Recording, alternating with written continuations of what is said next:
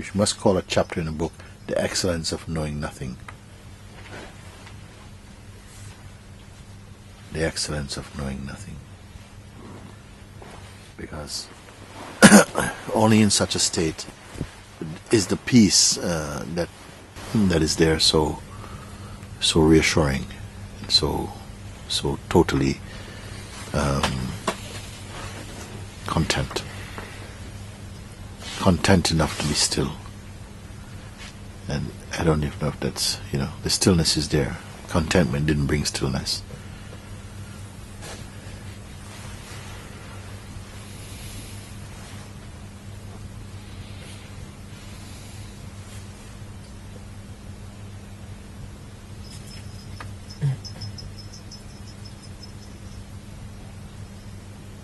We've been talking sometimes that the truth is simple and all of that, but sometimes I question this, whether we are looking in the wrong way to speak like that the truth is simple or complex. Maybe that is also a tribal perspective, because it is beyond simplicity or complexity. It's not about that. It's not in the category of the interrelated opposites. You understand? This is very important, I think, what I'm saying right now. Because, sometimes I say, but it's very simple. It's all very simple. And maybe according to how the mind works, it's thinking, Mooji said simple, so that's to do with the way it works. But the truth does not work. It just is. And it's neither complex nor simple. There's no way fitting into the way that the human mind is working, which is, it's like the mind is like an instrument for interpreting and for measuring change or variety and for speculation. And what I'm speaking as the awareness is not in any category. The mind itself is a category. The mind itself is and the person who, the sense of the person, they're all linked together. And awareness is not part of that atomic structure. It's not a structure. When you say simple, for the mind it's always a signal to not doing anything. So I think for me it's helpful to not go this complicated thinking. Could you say again? I missed it. When you say simple, the mind understands simple as I don't need to do anything. So for me I feel it's helpful if you make the distinction between complex and simple. Because simple for my mind means I don't need to do anything, and it's what you want to find out. No? Yes, but you see, that is the beginning of the inquiry. Because even to say that my mind doesn't need to do anything and whatever, no? The inquiry is not really targeting your mind, but you. Who are you who speak or say my mind even? You see, when we speak about mind, immediately for me, the mind itself is a phenomenon.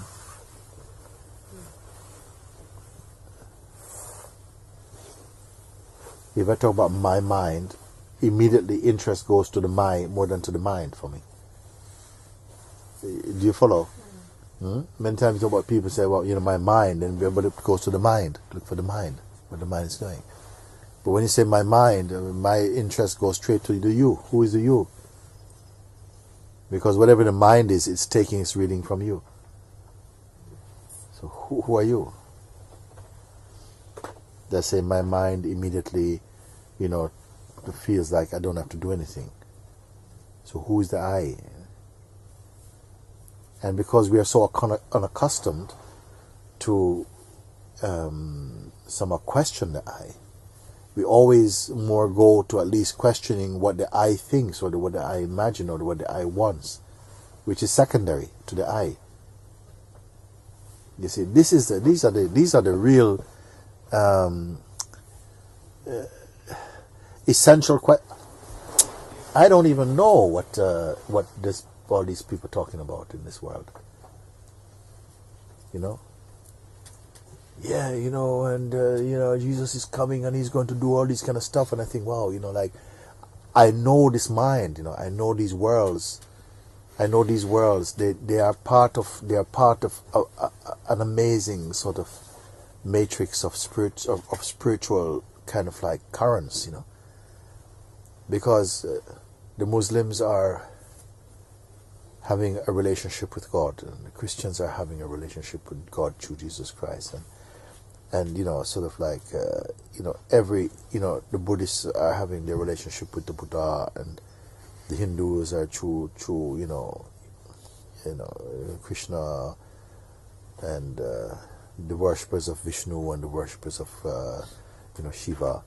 They all have their these things which are real, and people are having experiences and sitting with Shiva and going through all these things, and meeting Jesus, and who is speaking about all these things. And where do these worlds collide? Where do they where did they meet as one? Because they seem to be more that even the prophets seem to be arguing against other prophets in the mind of people, and it feels like it's unarguable.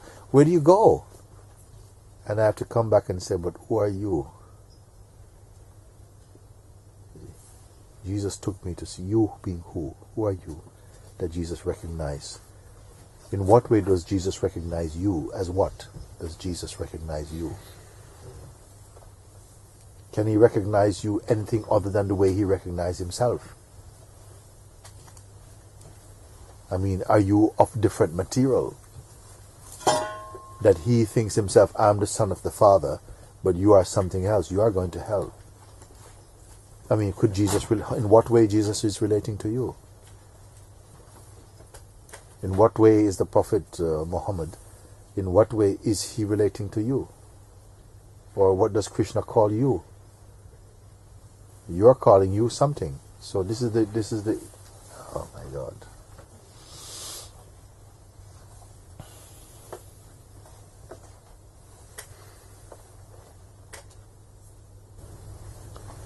How to come out of this dream, the waking dream and the sleeping dream.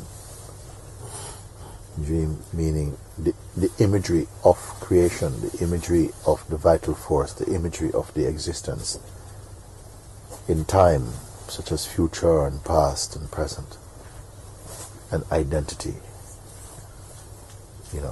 There has to be, the beyond, whereby these things are seen, because where do you have to go to prove these things? Just today is good enough. Where is yesterday today? Where is yesterday today? And when the parents tomorrow come, where is this moment in that now? Where is the pictures of today tomorrow? Where is yesterday's pictures in you today? Yesterday, equally, a moment was there that was very, very succinct, or very delicate, or profound, or very aggressive, or something. It had an impact upon your being in some way. Where is it now? Where is it? Where is yesterday? Sometimes it says 9:15. Where was 9:15 yesterday?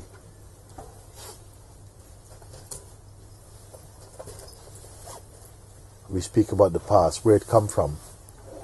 Where do you keep your past? Where's the past? That we give so much importance and credibility to it. I think if a human being begins to question a little bit like this, a clarity must prevail at the end of this inquiry. I'm saying these things over and over again. I don't know if I'm just a failed missionary or something, because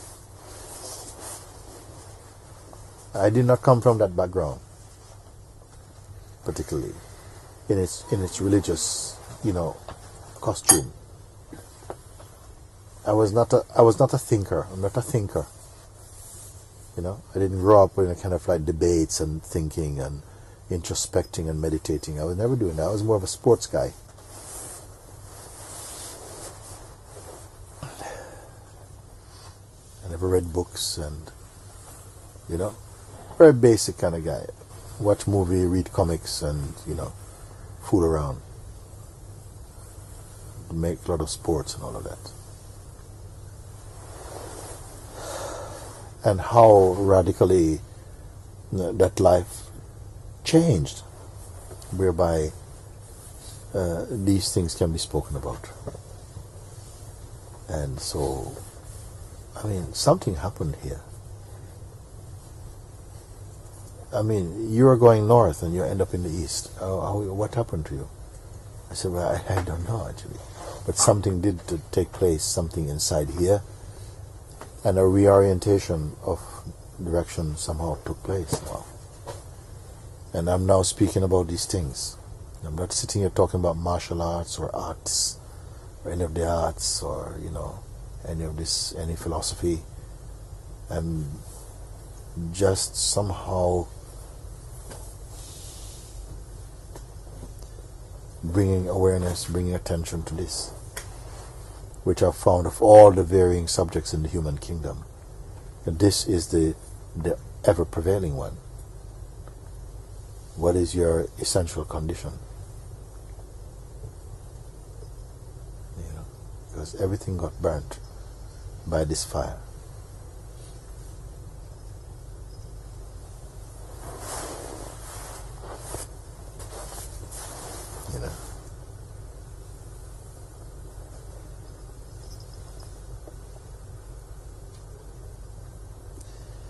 And you have to be strong to be in this. When I say you have to be strong to be in this world, what world am I talking about? The world that is lived in the mind. The world that is the world of human beings relating to other human beings, about life and ideology and their own personal mythology and identity. The interaction that happened in the marketplace called existence. This is what I say is very complex.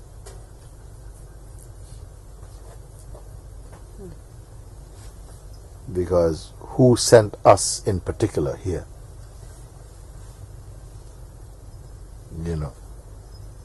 When our parents were pregnant, mother pregnant with you, she was expecting a child, but was she expecting you particularly?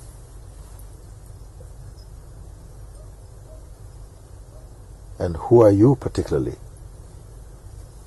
You keep changing. Sometimes you're blue, sometimes green, sometimes yellow, sometimes no light, sometimes brown, sometimes pink. Who are we?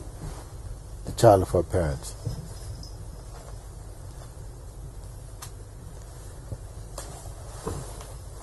We can't even stand still. We cannot be still. Something always cooking, is always moving. But there is that which somehow looks upon that also, on the changeful aspect, the changefulness, and watch it from a place of unchangingness. Otherwise the changeful could not be perceived as changeful, were it not for the unchanging. When one contemplates like this, all the subjects, all the differences, and so all of them, they vanish. Because they can't come here. There's a place where the world stops. Beyond that gate, it cannot come. There's a place where the person stops. Beyond this gate, it cannot come. And you are here.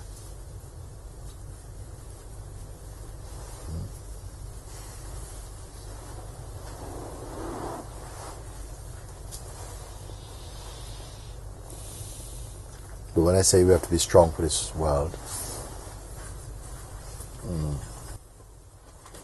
we're in our individual worlds, but we're in a common world in a way, because all the individualities, this is, like I say, it's the same guy, it's the same world being looked at in a slightly different way in each one. But it's like when you are from in the English-speaking world, you can speak with everybody who speaks English. We can correspond. We can correspond. And if we find an interpreter, we can correspond to people in different languages also. And you come to find that they are the same guy.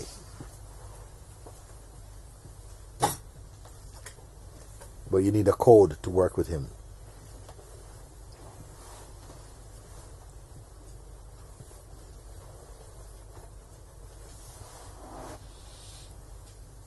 I don't know why these type of discussions produce so much joy.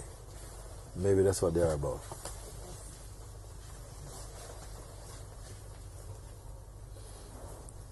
And where did joy come from? Somehow the absence of the person. The real observing into the truth removes the person. When the person is removed, there's pure joy. And where there's pure joy, this is you're in the presence of God, in the holiness itself. Because joy is God's perfume. Peace is God's perfume. Love is God's perfume. So when the person is out of the way, the smelly little person, then you're in the perfume of the holiness. You see? You caught him.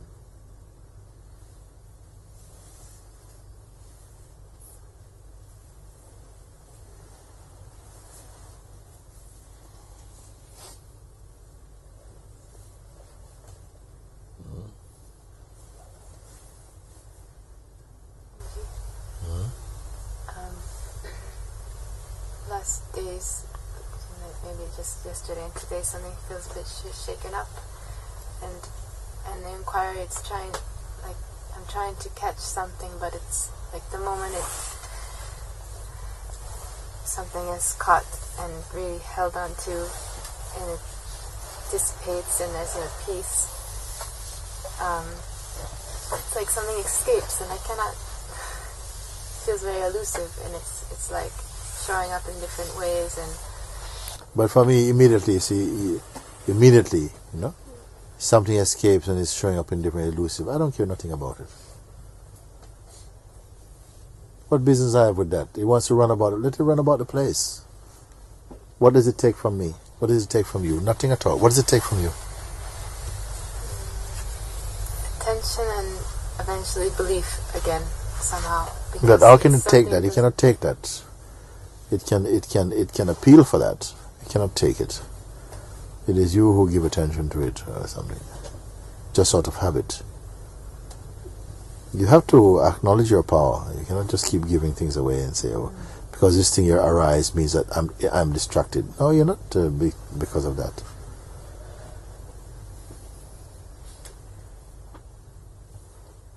Why do you refuse your power to acknowledge yourself?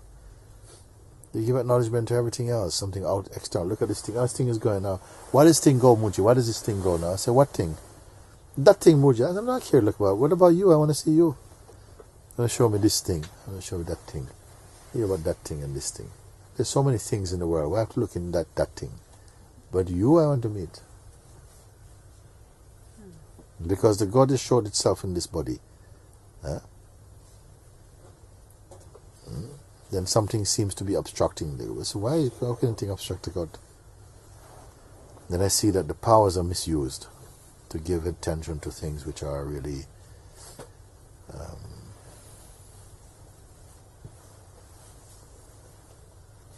of little value in themselves. They only have the value given to them.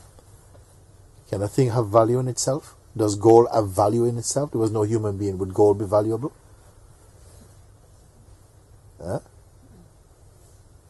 Would gold be arguing, you know, I'm 22 karat gold, you're only 18 karat, ha ha ha ha, I'm above gold? No, for whom? It's you who give the value to it.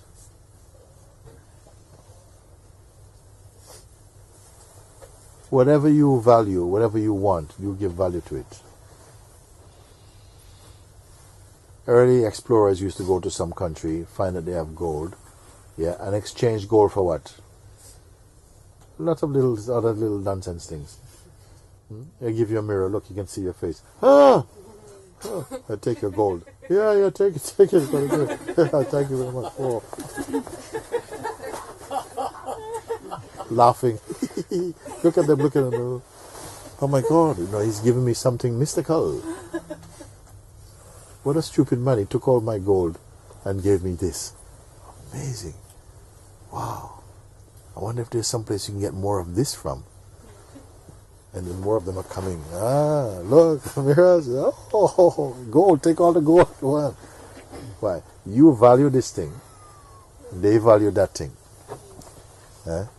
Does the thing have value in itself? No.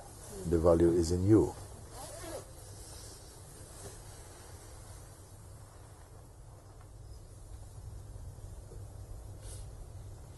If you really understood this, all your questions and doubts would perish, isn't it? Why would you be coming asking? Well, sometimes my mind. Well, you would not have. It's finished. It's finished. If you found what doesn't even take not 1 minute, not even 1 second. It doesn't take 1 second even. I have not heard anybody talking about it. It's just that there seems to be a lingering confusion that somehow is... Suppose you don't have time to be confused. What doesn't take time? There's no time to be confused. I would answer silence. Huh? I would answer silence. Why you bother answer?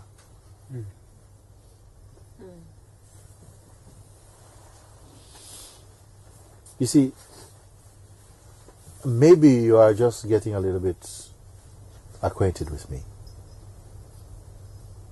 Maybe we're on different time frame. Because I am only here now. You understand? I can't answer for later on. The closest people to me, sometimes they still ask me, you what about tomorrow? What do you want to do today, later on, or what do you want to do? I said, but you're with me all the time, and you still don't know. I don't know nothing about these things. I know nothing about tomorrow. I've never seen tomorrow. I don't know it. So I am more want to know,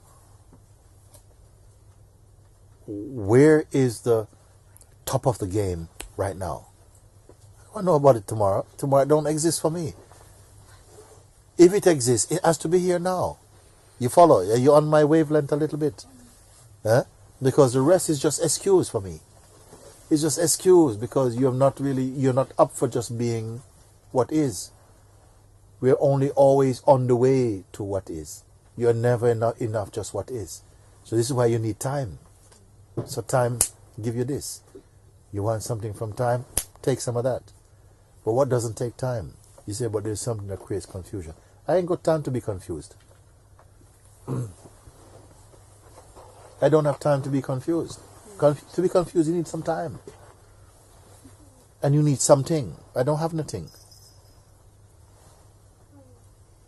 And don't listen to me like I'm speaking some kind of little game or some riddle or some kind of novelty. I'm speaking to you as honestly as words can express that my truth. So therefore, I've got to wait for you. Why have I got to wait for you? All of you tell me I've got to wait for you.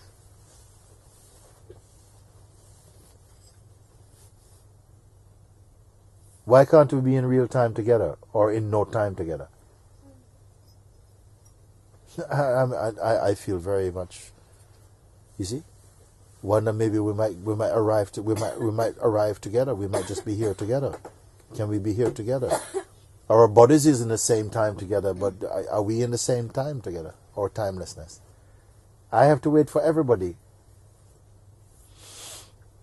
Only when you're empty, I don't have to wait for you. You follow or not? Yes. So it's a clue how you are being in your own life. You're waiting for something. And if you're waiting for something, you're not present.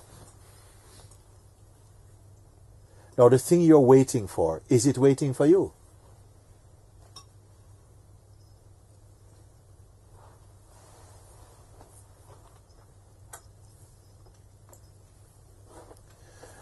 You want to do something about something. I don't have to do anything about anything.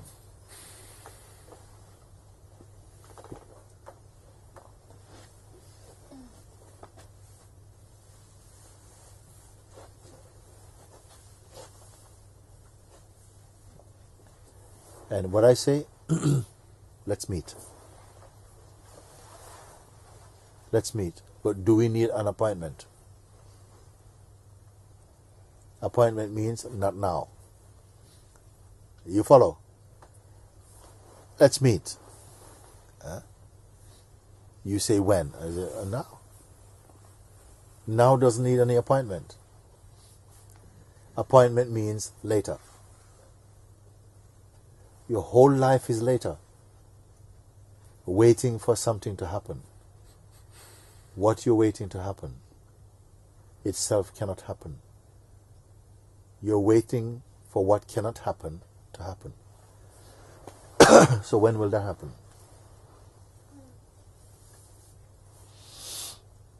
This is going to be one of my best YouTubes. Isn't it? For the one who has the eyes to see it, the mind to see it.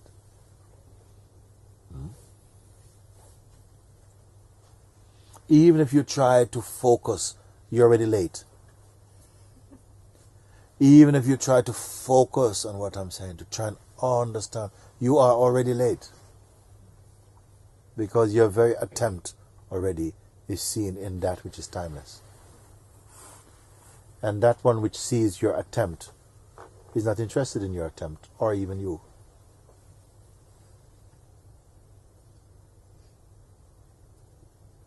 And now, are these words offensive, you see? Somebody would be offended by them.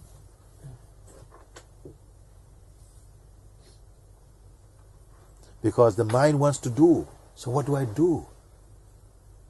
I said, but doing takes time, baby.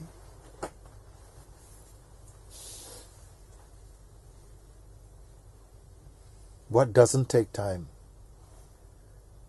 What is it that you don't have to do, nor can you undo?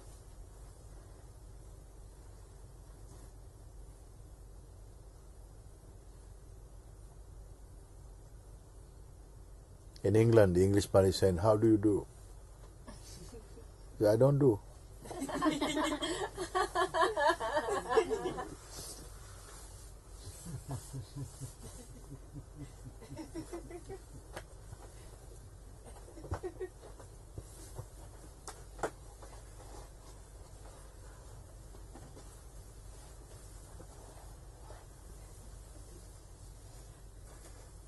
So, instantly, more instant than instant is what?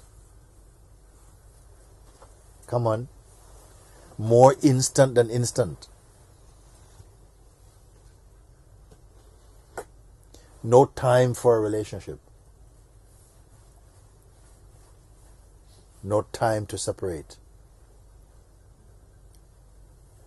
No time to meet. No time to meet. Then what? Now what? You have to reject me or accept me. I accept you. It's already done. You see, that cannot even accept or reject me, isn't it? I'm trying to show you where we've never separated.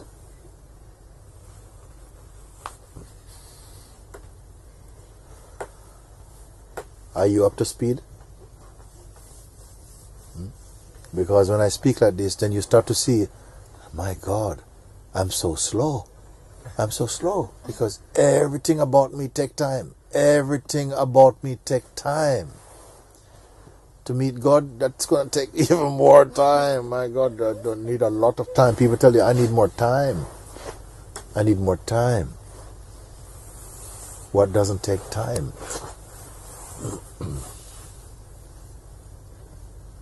Time is in the domain of ignorance.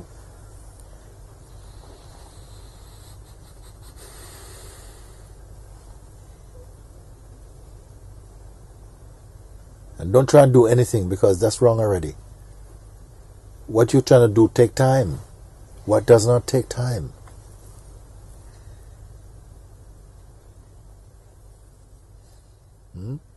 There's already a very strong reflex that maybe as soon as you think this conversation is over, which makes no difference to what is,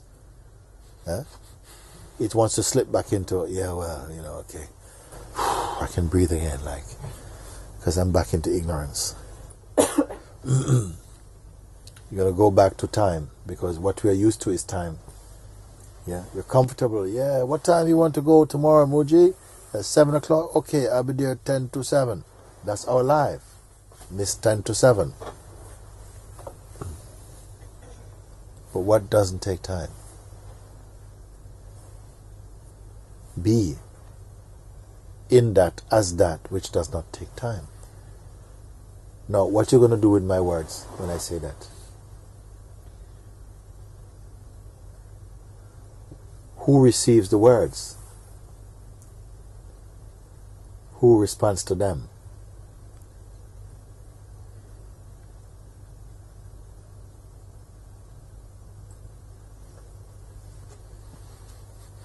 They're only reflecting back something which is not time. It's opening up something to show you what is not time. But this thing is not apart from you. This is the mystery.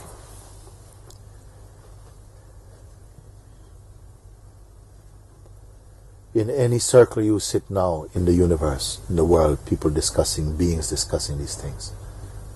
This, what I'm speaking now, this is what you have to hear. I'm telling you.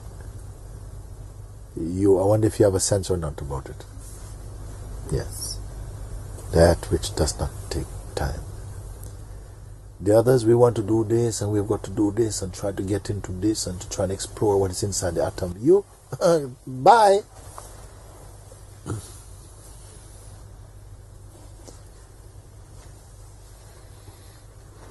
You're time investors. Timeshare. No. What does not take time?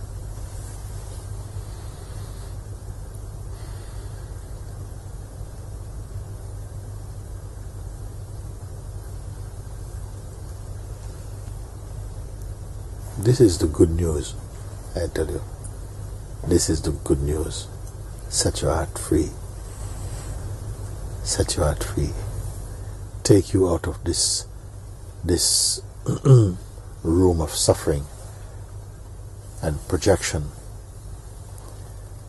fantasy and delusion. What does not take time?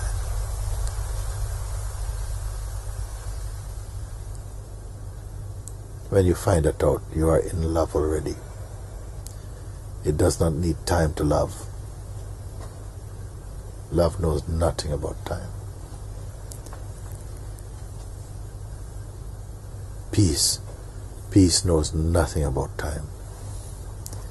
Joy knows nothing about time. Wisdom, nothing about time. The divine, nothing about time. Timeless, eternal, they say. But who is going to collapse in what I'm speaking?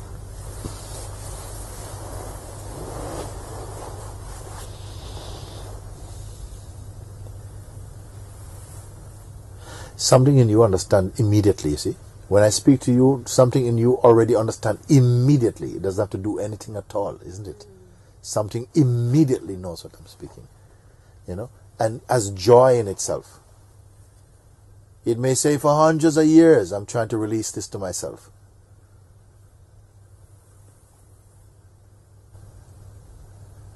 But today, enough grace is here to say and hear myself at the same time. To speak and hear myself instantly. No delay, no time. Once you have heard it in your heart, you cannot be fooled by time. You cannot be fooled by time. This is why every time I hear people talking, yeah, Mooji, the trouble, if you're already in this time, darling, I don't have time for you. I'm here for a little time with you. To introduce you to the timeless. One day I'll go. I don't know when that one day, it could be one day in timelessness I'll go. I'll leave time.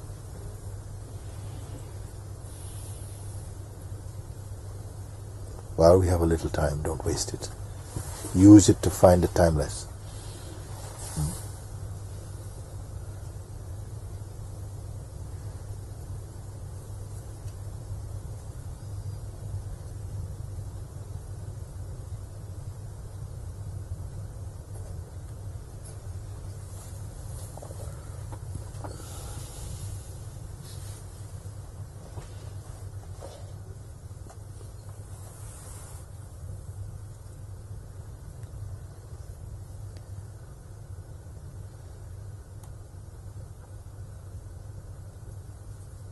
You see, this you could put down as the most important talk a human being can have. But only if it is understood.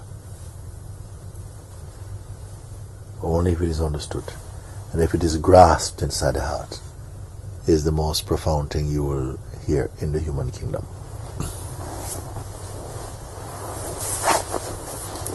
Who knows this, what I'm speaking in the heart? Very good.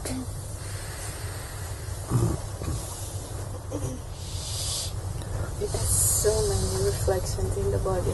Huh? It has so many reflections in the body. Yes. It's going to have a lot of impact and effects. Because when it is understood, the truth is blessing every facet of the expression in the manifest world. The impact of it.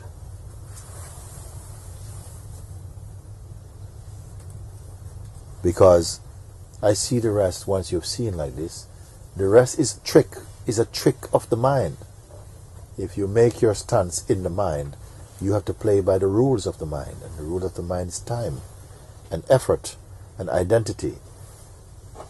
And then you go around on that merry-go-round for, I don't know, it's not so merry actually.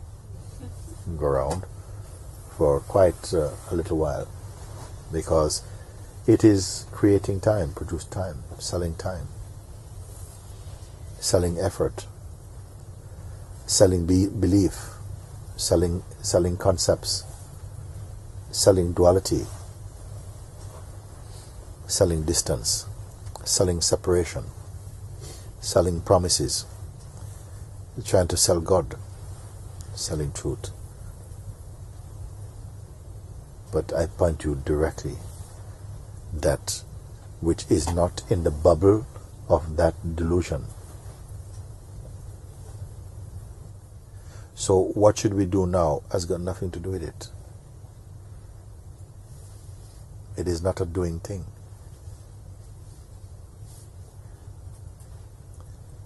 Now, do you hear this thing in your head, in your heart, or in everything that you can say is you? Which part does that go to? Everywhere. Everywhere, thank you. Everywhere.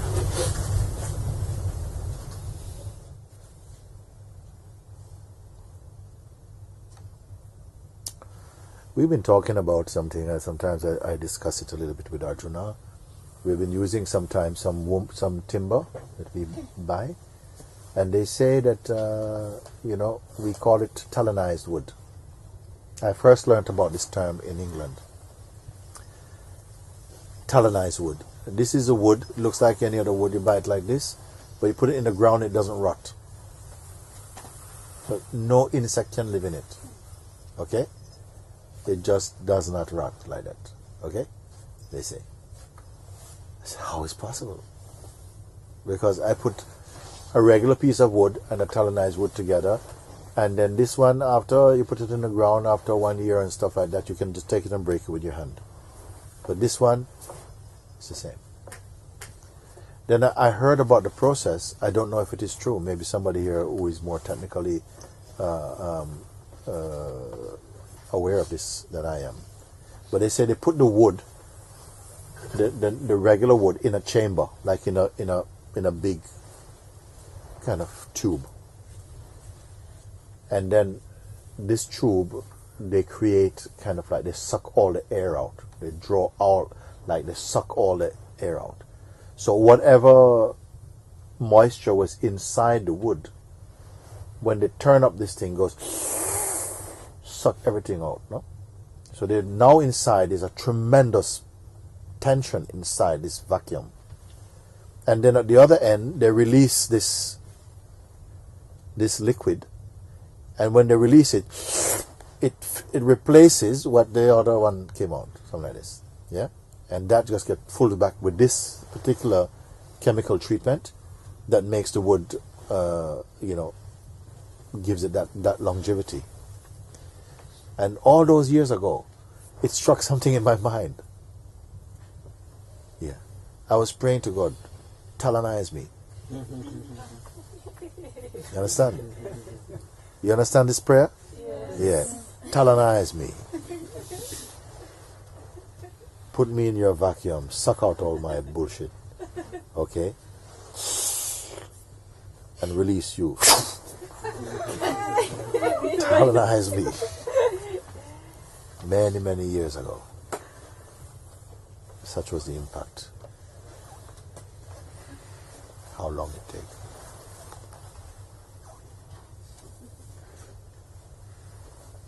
So, to be talonized, it's also a phenomenon.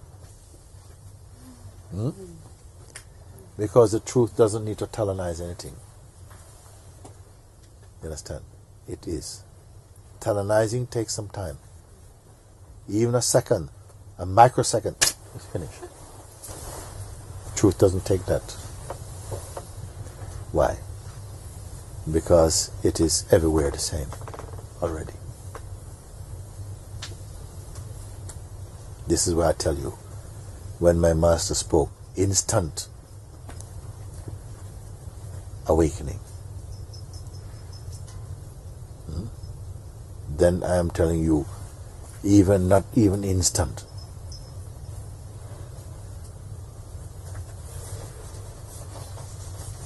What does not take time? So you may say understanding somehow maybe take time. A little time, instant, to recognize the timeless, isn't it? Instant to recognize the timeless, like that. Then where does it fit in?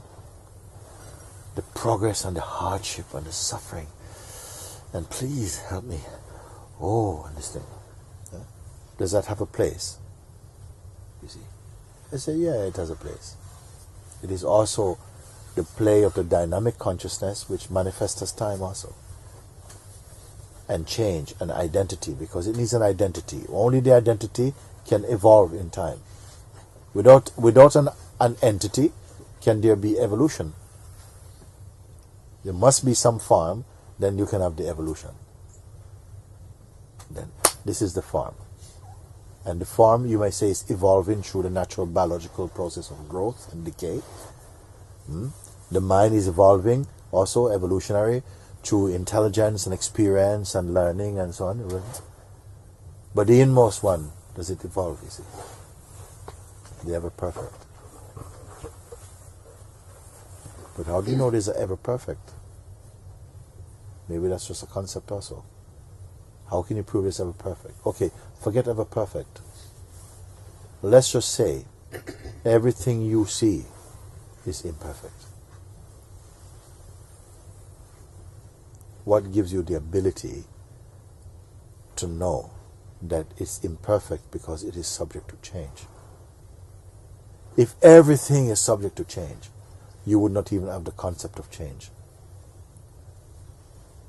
Isn't it? You can only perceive that which is changeful because there is that which is unchanging. But the unchanging you cannot see. You can only know it by knowing that which is changeful. When you know what is changeful, immediately what is unchanging is there.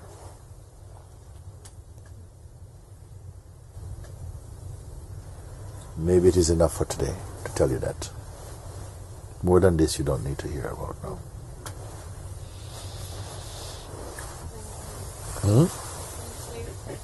Thank you.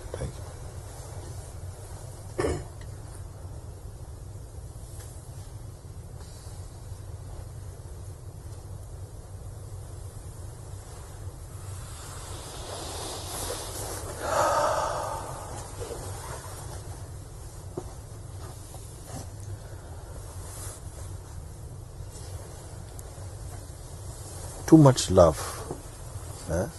Too much love, too much peace, too much space, too much joy, too much light. Too much holiness. Too much perfection. Too much God. Too much. This is what I have to say.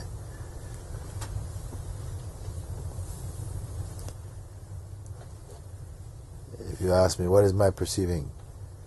Too much. It's too much true. Too much happiness. Too much contentment. Too much light. Too much peace. Too much joy. Too much timelessness. We can feel it.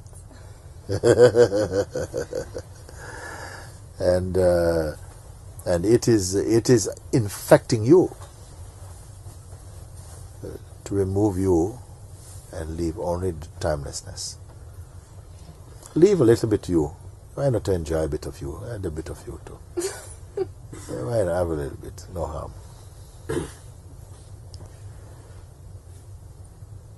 You without you and you with you. Before I was saying you without you. First come to you without you, and then you can have the you back. Give him a ride. You without you and you with you if you want. No harm done. Too much. Too much happiness. You ever hear anybody say like that? Too much happiness, too much joy, too much love. Huh? Yes. Yes? Who? Come the whole world can drink as much joy, as much happiness as it wants. But it only has to be a bit empty first, because you cannot fill a full cup.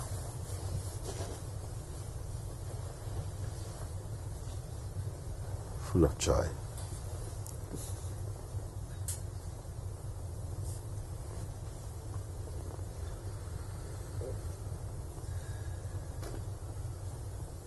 Today when I read this letter from this person who was writing about, somebody writing about, oh, you know, they must have seen our YouTubes or something and felt very struck and wanted to tell, oh, send all these biblical messages that they found in the Revelations and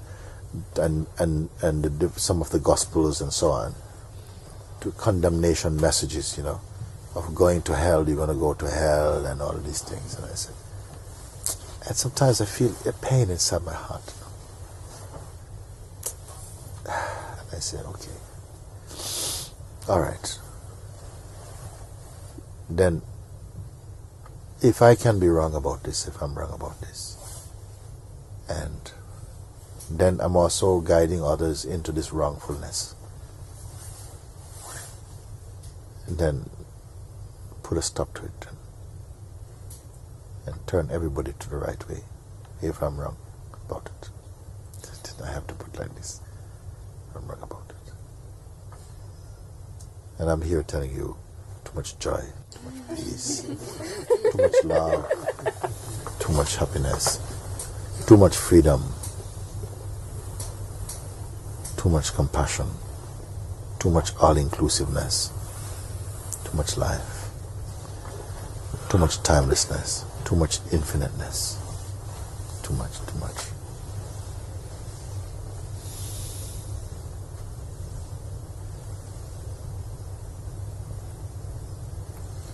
Because what can I do but say these things? I can't say nothing else. I don't know how to say something else. Okay, say anything else. Huh? Why should you? I can say sometimes, why not? Why don't try?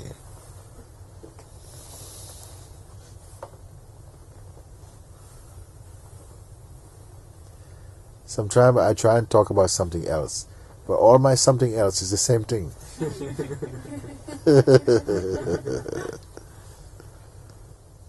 Because it's not the something else. There's nothing else.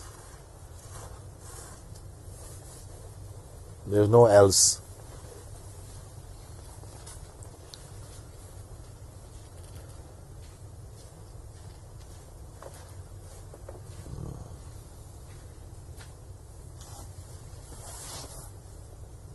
Then somehow, when I'm here with in a company of your company in Sangha, and then it loves it to be there.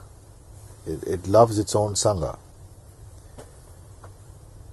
When it finds those that venerated, that has a love for the truth, for the supreme, you see, then it knows no bound but to shower love upon them, because it has a perfect excuse to do it.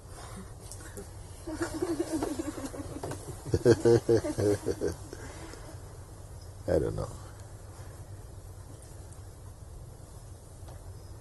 And they come in all forms they come. I see the love of God, the power of the Holy Spirit and thing, working in many different expressions. It's there. Yeah. But it imparts its grace in many different ways, you know, in the form of miracles and many ways.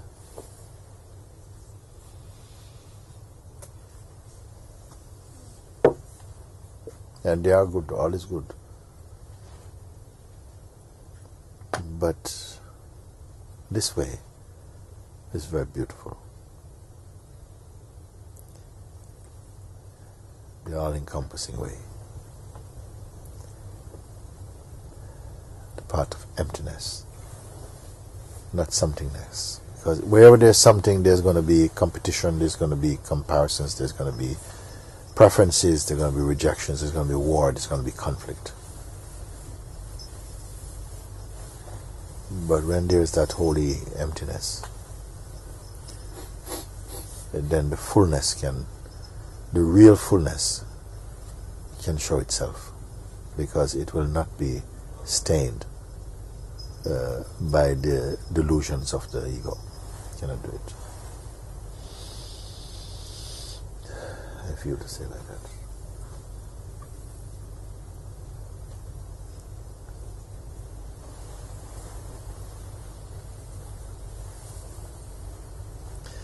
And you are so filled with joy, you don't even want to go to bed. You can't sleep. Even your body is tired, don't know what it means. That body is tired, I'm tired.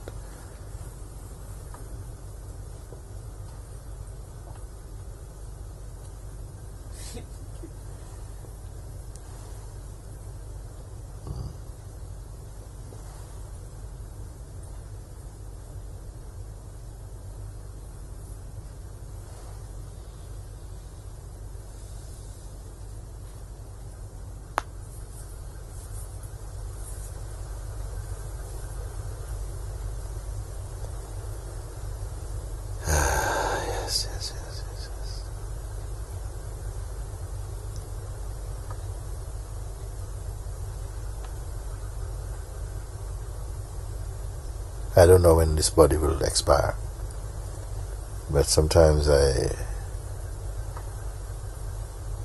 feel that some more time in it would be appreciated to prolong this joy in the sharing of this pointing. But it's not up to me in that way. If I can say like that.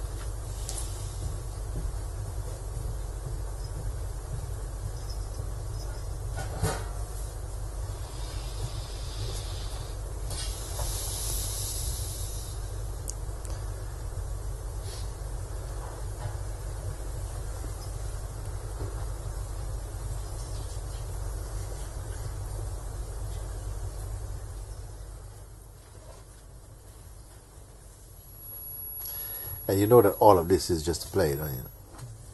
Eh? It has to be a play. Every day fresh. Who writes this play? Eh?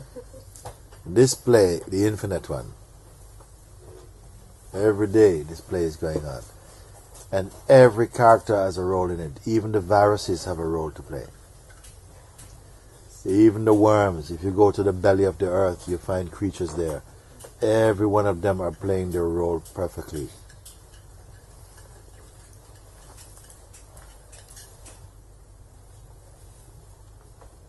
Everyone, even the dung beetle. The tapeworm.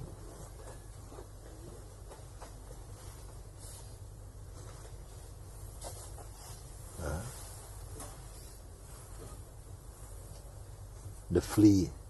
Everything. Everybody has a role they're playing in this great play. The great play of consciousness, the great dream of consciousness. No rehearsal. Take one.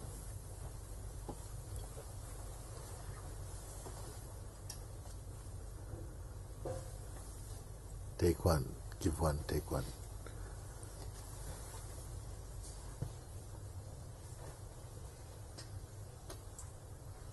And because there's no rehearsal, you can just relax.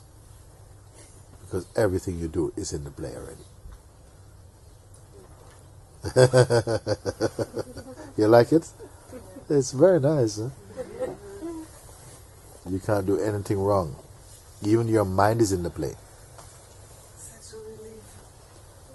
Yes, even your mind is in the play. The only thing is, you must know that.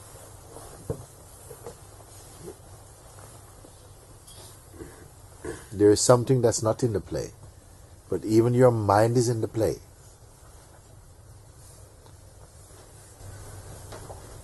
So you can just relax, let him go. Only thing, don't identify with him. Remember, you are just the ultimate witness of it.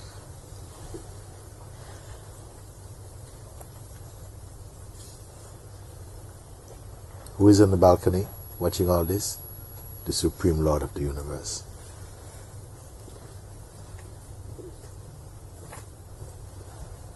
And you.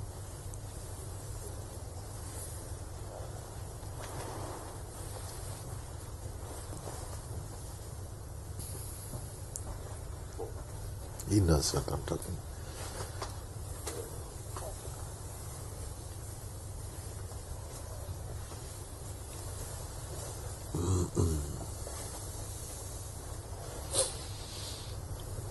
You all do.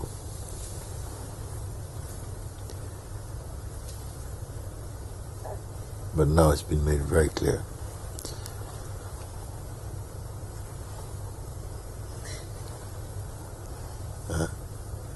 Both your body and your mind and your emotions, all of it is already a part of the play, the great play. Just don't be confused that it is you. You are the witness. You get the feeling, even the feeling that it is you is part of the play.